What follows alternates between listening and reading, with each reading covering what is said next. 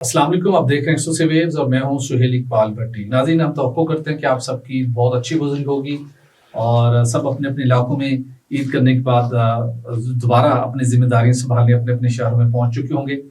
और हम भी इस दौरान ईद की छुट्टियां मना रहे थे, तो आज हमने दोबारा अपने इस सिलसिले का आगाज़ किया है, जिसमें आज हम बात करेंगे कि इस वक्त दुनिया के अंदर तवानाई की कीमतें आसमान से बातें कर रही हैं। महंगी तवानाई होने के बावजूद तवानाई की जो सप्लाई है वो ख़तरे से दो चार है। आलमी मार्केट के अंदर गैस हो या ख़ाम तेल हो, वो बहुत ख़तरनाक हद तक उसकी सप्लाई महदूद हो चुकी है। बहुत से ममालिक गैर यकीनी की सूरत हाल से दो चार हैं, लेकिन पाकिस्तान के अंदर कीमतें बढ़ने के अलावा सप्लाई का कोई इशू नहीं आया, जिसकी बुनियादी वजह हमारा ENP सेक्टर है। हमारी ENP सेक्टर की अंदर काम करने वाली कंपनी है, जिनकी कोशिशों के नतीजे में आज हमारा तमाम सिस्टम जो है वो जो सक्सेसफुली चल रहा है। और इसी दौरान OGDCL ने और मार्ड एनर्जीज़ ने अपनी नई तेल और गैस की डिस्कवरीज का ऐलान किया है। मार्ड एनर्जीज़ ने सिंध के अंदर एक तेल के साथ साथ गैस की बड़ी पैदावार को यकीनी बनाया है।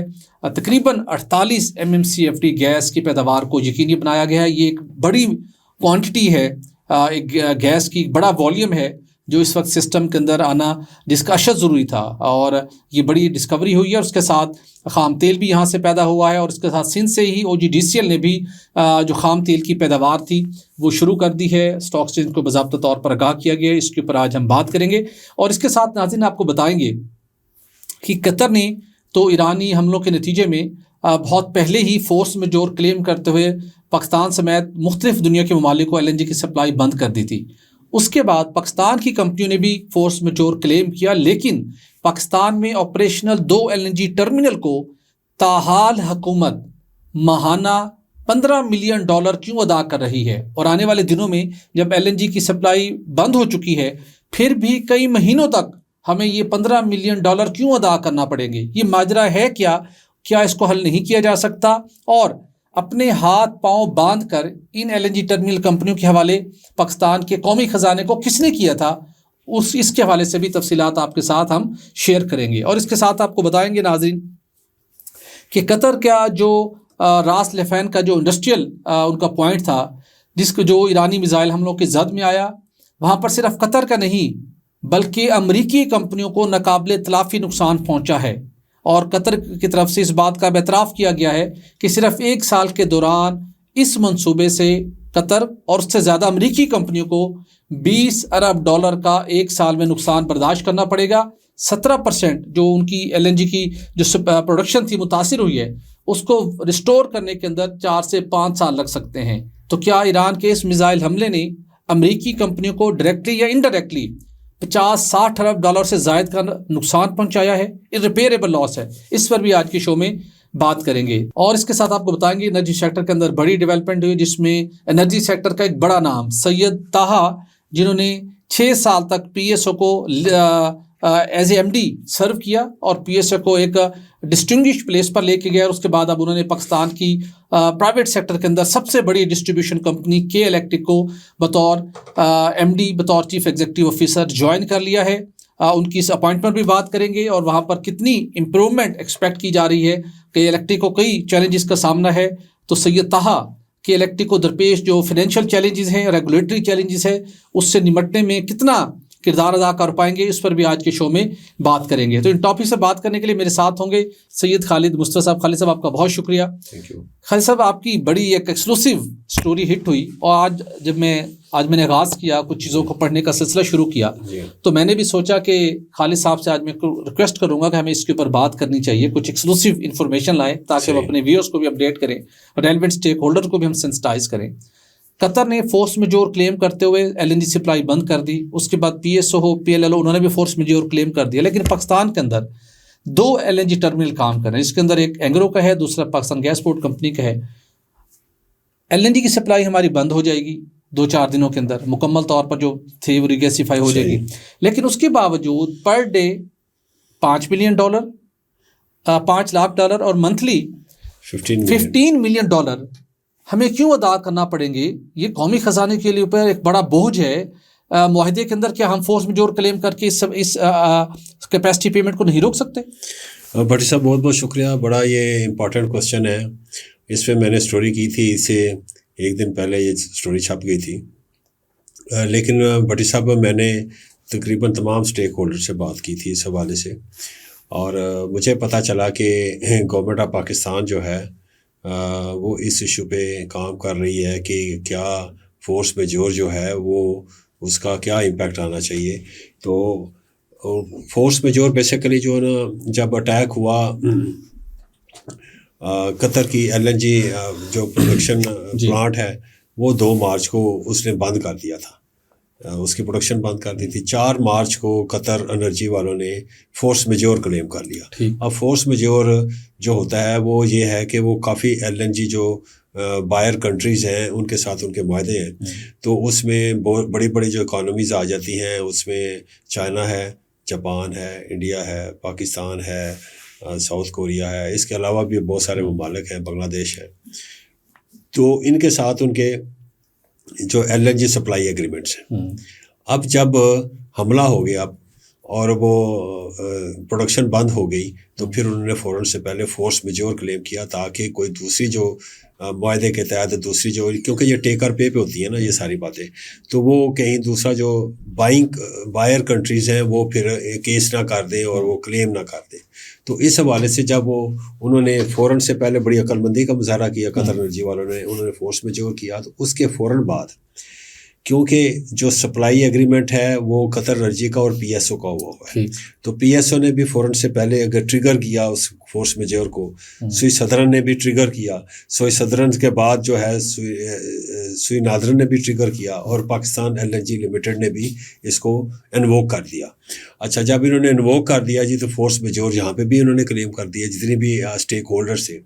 अब सवाल ये पैदा होता है कि जब फोर्स मेजोर आपने क्लेम कर दिया था, यहाँ पे भी आपने इन्वोक कर दी वो क्लास, तो फिर जो एलएनजी टर्मिनल्स हैं उनको इसके बावजूद जो है पाकिस्तान जो है वो बाउंड है कि वो उनको डेली पर डे जो है ना $5 लाख दोनों टर्मिनल्स को दे एज ए कैपेसिटी चार्जेस और यूटिलाइजेशन चार्जेस के मद में। अब सवाल ये पैदा होता है कि जब आपके पास 27 मार्च के बाद जो आरएलएनजी है जो पीजेपीएल टर्मिनल में खड़ा है जो कार्गो वो कंज्यूम हो जाएगा, 2 अप्रैल में जो है वो एंग्रो के जो टर्मिनल पे खड़ा है वो भी कंज्यूम हो जाएगा, ख़त्म हो जाएगा। उसके बाद दूर दूर तक कोई हमें पता नहीं है कि एलएनजी हमें मिलेगी कि नहीं मिलेगी, क्योंकि हमारा तो मुआहदा जो है वो इसके साथ है, कतर एनर्जी के साथ है। तो कतर एनर्जी ने तो बंद किया हुआ है और फोर्स मेजोर अप्लाई किया हुआ है। इसके अलावा उसने जैसे लेटेस्ट बताया है कि जी 17% जो है उसकी गैस प्रोडक्शन में इम्पैक्ट आएगा और जो लॉस है वो बहुत ज़्यादा होगा पर ईयर $20 अरब का। तो उसमें जैसे आपने फरमाया कि अमेरिकन कंपनीज भी उसमें हिस्सादार थी तो उनको भी बहुत नुकसान होगा। तो अगर ये 4 से 5 साल लेते हैं तो 60 से 65 बिलियन डॉलर, तो ये नुकसान उनको भी होगा जी। अब इसके मुताबिक ये है कि मुझे लगता है कि हो सकता है साल लग जाए, 8 माह लग जाए, 10 माह लग जाए कि वो एलएनजी प्रोडक्शन बहाल होने में और हमें वो दोबारा मिलेगी गैस। अब इन तमाम अरसे के लिए क्या हम जो गवर्नमेंट ऑफ पाकिस्तान है यानी उसकी जो कंपनीज हैं पाकिस्तान एलएनजी लिमिटेड और सुई सदरन, वो पेमेंट करती रहेंगी कैपेसिटी चार्जेस की? तो बड़ा जुल्म और जाती है, नाइंसाफ़ी है। लेकिन भट्टी साहब मसला ये है कि अगर आप वो उसकी क्लास पढ़ें जो एग्रीमेंट किया हुआ है तो उसमें एलएनजी टर्मिनल जो कंपनी से उनका कसूर नहीं है, कसूर गवर्नमेंट के उस वक्त करता धरता लोगों के थे। उनका नाम भी बता दो, करता धरता कौन थे, कौन से चैंपियन थे जी? उस वक्त जो है ना शायद खाकान अब्बासी साहब थे, मिनिस्टर थे, और मुफ्ता इस्माइल साहब मेरे ख्याल में बोर्ड ऑफ इन्वेस्टमेंट के चेयरमैन थे, साथ वो सुई सदरन बोर्ड के भी चेयरमैन थे, ठीक है ना। तो ये उस वक़्त की बात है जब ये टर्मिनल्स वगैरह लगने शुरू हुए और टर्मिनल्स के साथ जो मुआहदा हुआ था वो भी 15 साल का किया हुआ है। तो ये दोनों हजरात जो है ना इनका एक रोल था। तो अब वो जो एग्रीमेंट है उसमें साफ लिखा हुआ कि बेशक फोर्स मेजोर हो जाए लेकिन पेमेंट्स जो है ना वो आपने देनी है, कैपेसिटी चार्जेस। जाहिर है उनके पास FSRU लगा हुआ है, उसके अखराजात एक बात समझ में आती है, लेकिन सवाल ये पैदा होता है कि उसमें कितना डिस्काउंट मुमकिन है। एग्जैक्टली। अब वो जो मुमकिन डिस्काउंट है उस पर बात हो सकती है, डेफिनेटली होनी चाहिए, हर सूरत होनी चाहिए ना। लेकिन ये है कि मैंने एक जो LNG टर्मिनल कंपनी है उनके एक बड़े साहब से मेरे बात हुई, तो उन्होंने कहा कि ऐसी कोई प्रोविजन नहीं है, बेशक फोर्स मेजर हो जाए लेकिन जो कॉन्ट्रैक्ट है जो एग्रीमेंट है वो अलो ही नहीं करता कि वो हुकूमत पाकिस्तान जो है वो पैसे ना दे, उसने देने ही देने हैं हर सूरत में। मेरी हम बात से गुजारिश है, दोनों कंपनी पाकिस्तान की है। हाँ बिल्कुल, इन दोनों कंपनियों ने यहाँ से अरबों रुपए कमाए इस टर्मिनल से, 2-3 साल में अपना पैसा निकाल चुके हैं। अच्छा, उसके बाद जब गैस आती है, जब आप उसको रीगैसिफाई करते हैं, उसके कॉस्ट भी होती है रीगैसिफाई करने की, चार्जेस हैं, एक चार्जेस हैं। उस चार्जेस के अंदर एक तो उसने अपना देखे, उसके अंदर उसने मेंटेनेंस है उसके प्लांट की, उस प्लांट के अंदर उसको यूज़ करने के उसके डिफरेंट एक्सपेंस हैं, सैलरीज हैं, प्रॉफिटेबिलिटी है। 3-4 जब एक प्लांट ही बंद है, वो उसको मतलब आपने ऑफ किया हुआ है, वो चल नहीं रहा, तो उसके बहुत से एक्सपेंस तो कम हो जाएंगे। यार आप खुद आगे बढ़ के आई कि इस मुल्क से हमने 3-4 सालों के अंदर अरबों रुपए कमा लिए हैं, जितनी मालियत का पूल FSRU है वो आपने 3 सालों में पैसे कमा लिए हैं, तो हम खुद वॉलंटरीली ऑफर करते हैं, मुश्किल वक्त है कि ये हमारी फिक्स एक्सपेंस है, जो फिक्स एक्सपेंस है जिसमें सैलरीज हैं, उसकी मेंटेनेंस कॉस्ट है, बाकी पैसे हम छोड़ रहे हैं, और FSRU का जो अखराजात है जो एग्जैक्टली, तो वो ज़ाहिर है वहाँ पे स्टाफ भी है तो उसकी मेंटेनेंस भी है। तो ये जो है ये आप करके तो जो आपका अपना प्रॉफिट है उस पे आप डिस्काउंट दे दें ताकि गवर्नमेंट को भी थोड़ा सा ना रिलीफ मिले, क्योंकि गवर्नमेंट को इस वक्त ये है कि जो ऑयल इंपोर्ट बिल है भट्टी साहब वो बढ़ रहा है, और एक अंदाजे के मुताबिक ये 11 बिलियन डॉलर से बढ़कर ये 19 बिलियन डॉलर तक जा सकता है। बिलियन डॉलर का इम्पैक्ट आ रहा है, ठीक है ना। तो अब इस इम्पैक्ट को भी तो हमने देखना है, हमारे पास आपको पता है बैलेंस ऑफ पेमेंट के भी इश्यूज होते हैं। अब जो लेटेस्ट बात ये है भट्टी साहब कि जब मैंने एक टर्मिनल कंपनी के एक बड़े साहब से मैंने बात की, तो उन्होंने मुझे ये कहा कि ये जो एग्रीमेंट है वो ये परमिट ही नहीं करता है गवर्नमेंट ऑफ पाकिस्तान को कि वो हमारे पैसे रोके। अगर ये रोकेंगे तो हमारे पास ऑप्शन है आर्बिट्रेशन की, लंदन कोर्ट ऑफ आर्बिट्रेशन की। अच्छा, अगर वो जाते हैं तो भट्टी साहब वो तो जीत जाएंगे, क्योंकि उन्होंने तो देखना है एग्रीमेंट। अब सवाल ये पैदा होता है भट्टी साहब कि वो जिन्होंने एग्रीमेंट किया, जो जिम्मेदार हैं, वो तो बहुत बड़े से चैंपियन बने हुए हैं। वो कहते हैं हमसे बेहतर कोई इकोनॉमी को, कंपनियों को, सिस्टम को समझता है कोई। वो जो सिस्टम है उनको मुतरक होना चाहिए ना, उनके खिलाफ के नहीं होना चाहिए। ये मेरा क्वेश्चन है, नाज़रीन के लिए भी मैं ये क्वेश्चन छोड़ के सर उसके साथ कैसे मुतरक होंगे? आप उन्होंने जो काम किया उसको ICC और कैबिनेट एंडोर्स कर दिया, उस वक्त करके साइड लाइन पे हो गए। नहीं, लेकिन भट्टी साहब पढ़ना, लेकिन उनको जिम्मेदारी उन पे आयद होनी चाहिए, जिम्मेदारी उन पे आयद होनी चाहिए ना। और ये देखें, फिर ये भी देखें कि जो दूसरे ममालिक हैं उनका सिस्टम देख लें, वहाँ पे भी तो टर्मिनल लगे हुए हैं ना, कि RLNG टर्मिनल तो लगे होंगे वहाँ पे। तो जब उन्होंने फोर्स मेजोर आया है, उसका कैस्केडिंग इफेक्ट आ रहा है, तो क्या वो भी उनको पर डे पैसे दे रहे हैं? और अगर दे रहे हैं तो क्या उन्होंने नेगोशिएट किया है कि नहीं उनके साथ किया है? अगर किया है तो फिर पाकिस्तान में भी नेगोशिएशन। मुश्किल वक्त है, इन कंपनियों ने यहाँ से अब नॉर्मल प्रॉफिटिंग की है, उनके रिजल्ट्स बताते हैं, इसमें कोई दूसरी राय नहीं है। ये तकाजा है हुब्बुल वतनी का कि इस वक्त मुश्किल वक्त में मुल्क का साथ दें।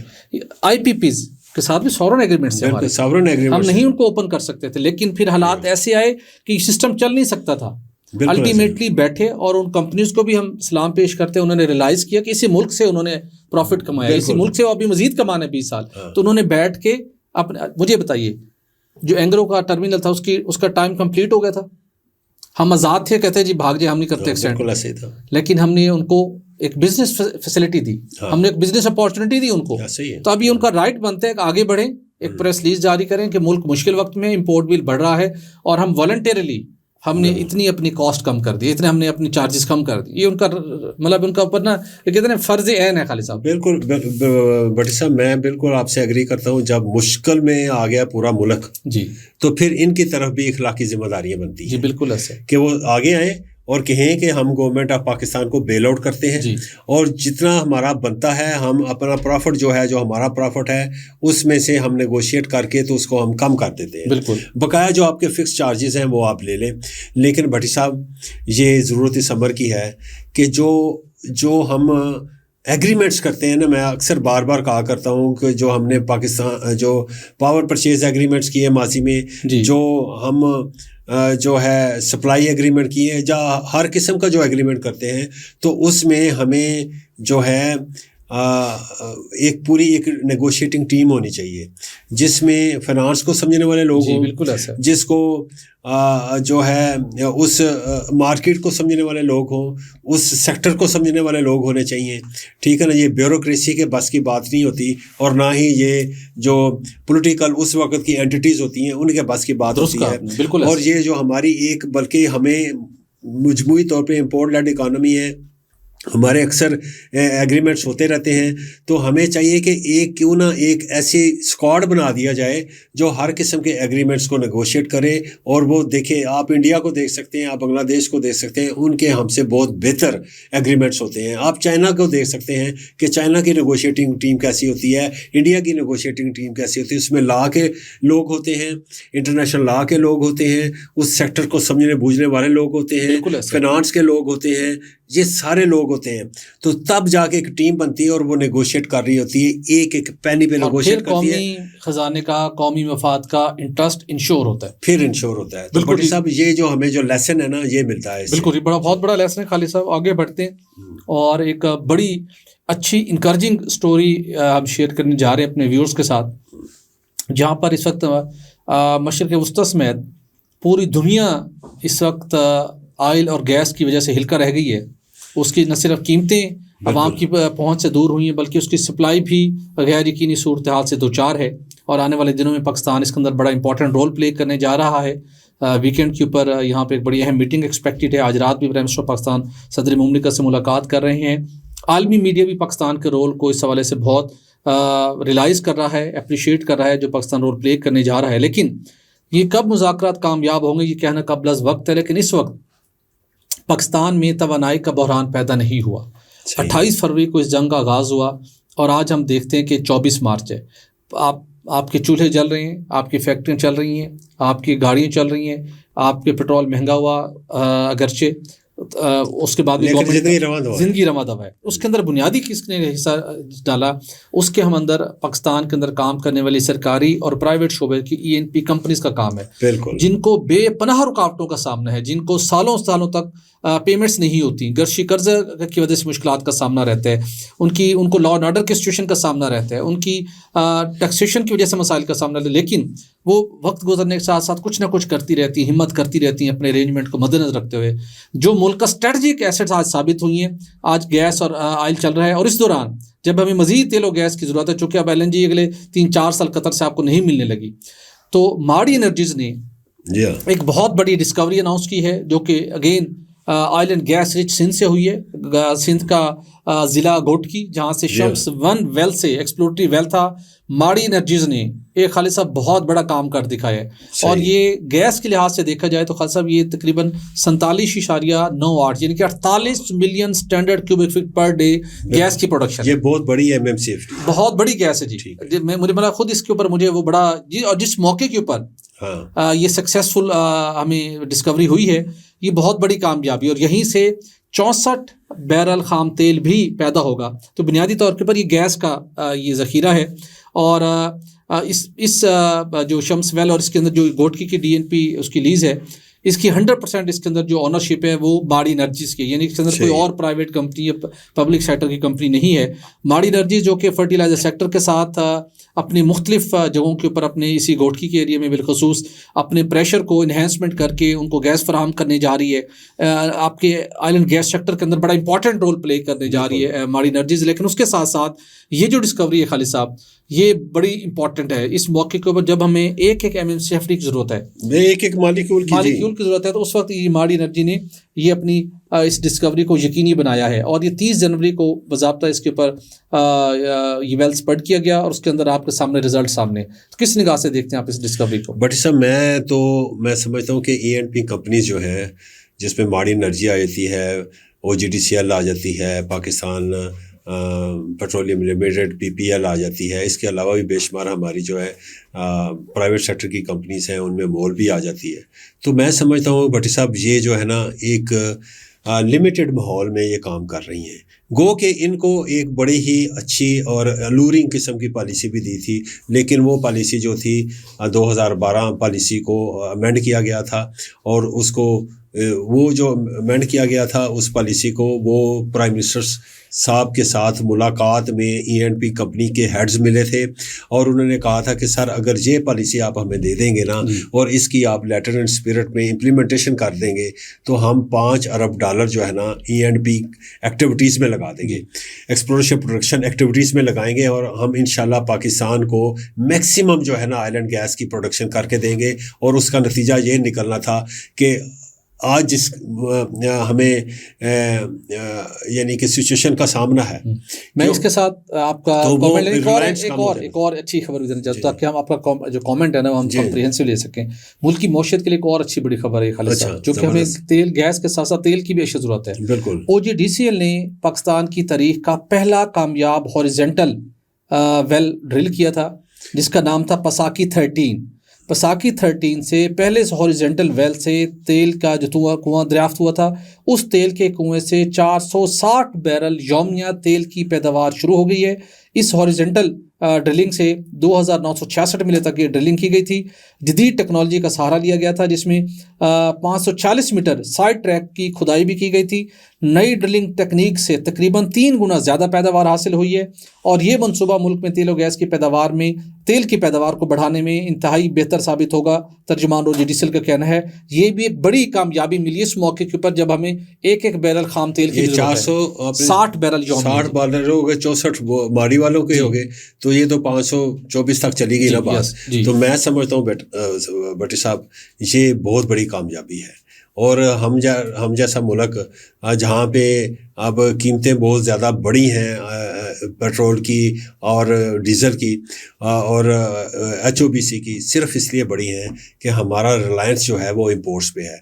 और अगर हम अगर हम वो जो पॉलिसी थी जो उसका मैं जिक्र कर रहा था उसको एनफोर्स करते हैं लेटर स्पिरिट के साथ, तो आज बहुत तेज़ी के साथ ये जो कामयाबियाँ मिली हैं ये कामयाबियाँ 3 से 4 गुना बढ़ जानी थी इस वक्त।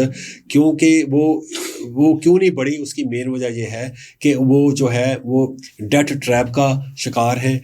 तो वो उनका जो गर्दिशी कर्जा है वो गैस कंपनीज नहीं दे पा रही। 1500 अरब रुपए का गैस का कर्जा है, लिक्विडिटी का क्राइसिस है। लेकिन जो पॉलिसी उन्होंने अप्रूव करवाई थी वो पॉलिसी के ख़िलाफ़ भी एक बड़ा खौफनाक माफिया जो है वो सरगर्म अमल रहता है।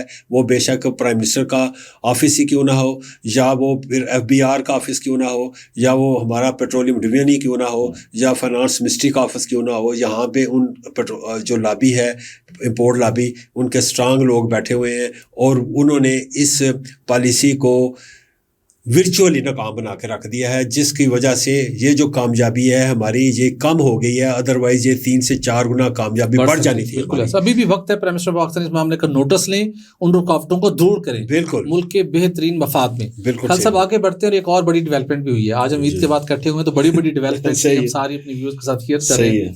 सैयद मोहम्मद ताहा, एनर्जी सेक्टर का एक बड़ा नाम, जिसने पाकिस्तान स्टेट ऑयल, पाकिस्तान की बड़ी ऑयल मार्केटिंग कंपनी को 6 साल तक हेड किया बतौर मैनेजिंग डायरेक्टर और 3 साल का उनका टेन्योर था। उनको उनकी बेहतरीन परफॉर्मेंस के नतीजे में उनको एक और टर्म उनको मिली जिसमें उन्होंने PSO को बेहतरीन अंदाज में फ्रंट एंड से लीड किया। और अब सैयद मोहम्मद ताहा को जो अपने 2 टेन्योर बतौर MD PSO मुकम्मल कर चुके थे, उनको की इलेक्ट्रिक के बोर्ड ने बाज़ाब्ता तौर के ऊपर चीफ एग्जीक्यूटिव ऑफिसर की इलेक्ट्रिक तैनात करने की मंजूरी दी है। बड़ा एक नाम है और इससे पहले भी जो मुझे याद पड़ता है वो की इलेक्ट्रिक में चीफ डिस्ट्रीब्यूशन ऑफिसर के तौर पर भी खिदमात सर अंजाम दे चुके हैं। मैं इसके हवाले से जानना चाहूँगा आप इस सैयद मोहम्मद ताहा की इस अपॉइंटमेंट को किस निगाह से देखते हैं, चूँकि की इलेक्ट्रिक को बहुत से फाइनेंशियल और रेगुलेटरी चैलेंजेस का सामना है, लेकिन उसके साथ साथ ये भी एक चीज़ हमारे सामने है कि जो सैयद मोहम्मद ताहा का जो एक जो वर्किंग स्टाइल है वो बड़ा डिफरेंट है। हमने देखा कि PSO जिसके अंदर माजी के अंदर बहुत से स्कैंडल भी खालिद साहब आते रहे, जिसके अंदर बहुत सी इरेगुलरिटीज़ भी सामने आती थी, लेकिन उनके टाइम के अंदर PSO ने बहुत एफिशिएंटली रन किया, बहुत से आलमी माहिदों का हिस्सा भी बनी PSO। लेकिन उसके साथ साथ हम देखते हैं कि जहाँ कहीं कोई विद इन PSO इश्यूज़ आए, मुझे याद है कोट 2 के अंदर वहाँ पर उन्होंने SOPs की वायलेशन की, जिसके नतीजे में काफ़ी सारा जो डीजल था वो ज़ाया हुआ था। तो उन्होंने कुछ ही मिनटों के अंदर फैसले किए, सेफ्टी के जो स्टैंडर्ड्स थे उनको रिविज़िट किया और किसी को स्पेयर नहीं किया। बड़ी बड़ी सिफारिशें आई, वहाँ पे जो रिस्पॉन्सिबल लोग थे कुछ लोगों को तो वहाँ से फारिग किया गया। तो इस हवाले से, अपनी गवर्नेंस के हवाले से और अपने कंपनी को एफिशिएंटली रन करने के हवाले से तो बहुत अच्छा ट्रैक रिकॉर्ड सेट कर चुके हैं पीएसओ की। जब वो पीएसओ को लीड करे थे, उनकी इस अपॉइंटमेंट को आप आने वाले दिनों में बतौर के के सीईओ कैसे देख रहे हैं, जहाँ पे मसाइल बहुत ज़्यादा, चैलेंजेस बहुत ज़्यादा है? बट सब मैं समझता हूँ कि वो चैलेंजेस को फेस करने वाला, खुश दिली से फेस करने वाला बंदा है। और उसने जो पीएसओ में जो चैलेंजेस दरकार थे बट साहब वो बहुत ज़्यादा थे, और उन्होंने फिर जो इंटरनेशनल लेवल पे भी अपना रोल अदा किया। ये while making the agreement with सुकार के साथ एग्रीमेंट किए, फिर सुकार के साथ एक और उन्होंने एग्रीमेंट किया था कि जी हम एक सिंगापुर में उनके साथ एक जॉइंट वेंचर बनाएंगे, कंपनी बनाएंगे, उस हवाले से किया। अज़रबैजान के साथ जो अज़रबैजान के साथ वाइट पाइपलाइन के हवाले से उन्होंने किया। तो इस दौरान ये जो 15 से 16 साल उन्होंने पीएसओ में गुजारे हैं, इसमें उन्होंने अपने एक्सपीरियंस को बड़ा एनरिच किया है और उसमें बड़ी डाइवर्सिटी आई है। और इन्होंने इससे पहले भी नाइजीरिया में एक इलेक्ट्रिसिटी कंपनी में भी काम किया हुआ है। तो इसकी वजह से मैं समझता हूँ कि ये बहुत ही अच्छा चुनाव किया है। जो बोर्ड है के इलेक्ट्रिक का, मोना सलाही साहब का सही रिप्लेसमेंट उनको मिल गई है मेरे ख्याल में। ये बात अब जो है वो कैसे चैलेंजेस को देखते हैं, वो उनका पावर डिवीजन के साथ वास्ता पड़ेगा, उनका जो रेगुलेटर है नेपरा उसके साथ वास्ता पड़ेगा, फिर उनके अपने यहाँ जो मुख्तलिफ जो ओनर्स हैं उनके अंदर थोड़ी सी बिकरिंग भी है, थोड़ा सा उनमें आपस में मामला ठीक नहीं है। तो ये चैलेंजेस उनको दरपेश होंगे। इन चैलेंजेस में मैंने देखना ये है कि वो के इलेक्ट्रिक को कैसे आगे लेकर चलते हैं, स्मूथली कैसे लेकर चलते हैं, और जो कराची के या कोई मुल्हिका जो उसके जो के इलेक्ट्रिक के अंदर जो और जुरिस्डिक्शन आती हैं जो इलाके की, उनके मसाइल को वो कितनी खुश सलूबी से हल करते हैं, ये आने वाला वक्त बताएगा। लेकिन जो उनका पास्ट एक्सपीरियंस अगर उनको मद्देनज़र रखा जाए तो वो ये बताता है कि वो बड़ी ईजीली ये कोप विद कर लेंगे तमाम चैलेंजेस को। बिल्कुल ठीक। चलिए हम तवक्को करते हैं कि वो पावर सेक्टर के अंदर भी एक अपना जो तजर्बा है, अपनी जो एक्सपर्टीज़ हैं उसको अप्लाई करेंगे और पीएसओ की तरह की इलेक्ट्रिक को भी इन चैलेंजेस से निकालेंगे। क्योंकि जो की इलेक्ट्रिक का बेहतर परफॉर्म करना पाकिस्तान के अंदर दीगर डिस्ट्रीब्यूशन कंपनीज़ की प्राइवेटाइजेशन के लिए एक बड़ा इंकरेजिंग साइन है, क्योंकि आने वाले दिनों में हमारी डिस्ट्रीब्यूशन कंपनीज़ की भी जो प्राइवेटाइजेशन है वो होनी है। लिहाजा उस कॉन्टेक्स्ट के अंदर कि इलेक्ट्रिक के जो मसाइल हैं और रेगुलेटरी चैलेंजेस हों, वो फाइनेंशियल इश्यूज़ हों, उनके टैरिफ के मामलात हों, वो भी एमिकेबली हल होना बहुत ज़रूरी है। नाज़रीन, आज के लिए इतना ही। हमें दीजिए इजाज़त। अपना रखिएगा ख्याल। हमारे चैनल को लाइक और सब्सक्राइब करना मत भूलिएगा। अल्लाह हाफिज़।